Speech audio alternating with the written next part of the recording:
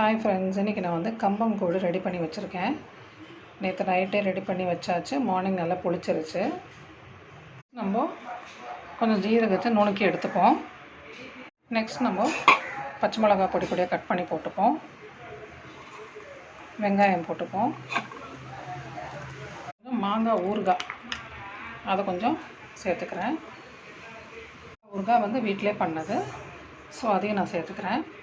நம்ம தயிரை கொஞ்சம் ஊற்றிக்கலாம். நல்லா வந்து மிக்ஸ் பண்ணிவிட்டு தேவையான அளவு தண்ணி ஊற்றிப்போம். இது அவ்வளோ ஹெல்த்தி உடம்புக்கு இந்த வெயிலுக்கு.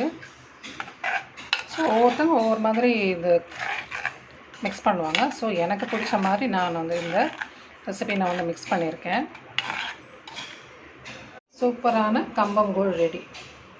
இது இந்த வெயிலுக்கு சில்லுன்னு சாப்பிட்டா